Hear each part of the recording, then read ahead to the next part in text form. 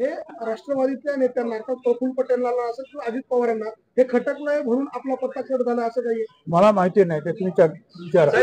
भाजपमध्ये जसे कालमर्यादा ठेवली 75 वर्षाच्या ज्येष्ठांना मंत्रिमंडळात घेऊन असं काही राष्ट्रवादीने काही धोरण आखलंय का? असं काही त्यांनी ठेवलं नाही।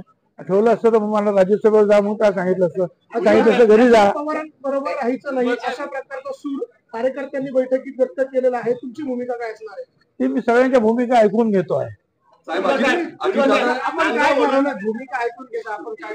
मी तुम्हाला सांगितलं मला मतदारसंघात जायचं आहे, मला उद्या मी महाराष्ट्रातले लीडर्स येणार आहेत, सगळे लोक भेटणार, मग बघू। प्रफुल्ल पटेलांनी असं म्हटलंय की तुम्हाला राज्यसभेवर पाठवायचं हे त्यांना म्हटले होते त्यावेळेला 4-6 महिन्यापूर्वी, त्यावेळेला होय, त्यावेळेला माझं ऐकलं नाही।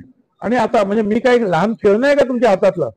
तुम्हाला वाटेल तेव्हा तुम्ही आता वरती, आता बसा खाली, आता निवडणूक लढवा, बर तेही जाऊ द्या, पण माझ्या मतदारसंघातील लोकांना मी राजीनामा दिल्यानंतर काय वाटेल? आणि मी त्यांना सांगितलं मी नक्की जायला मला जायचं आहे, पण मला थोडे दिवस द्या। माझ्या मतदारसंघामध्ये माझी काही कामं ती पूर्ण करतो, लोकांची समजूत काढून मग जाऊ।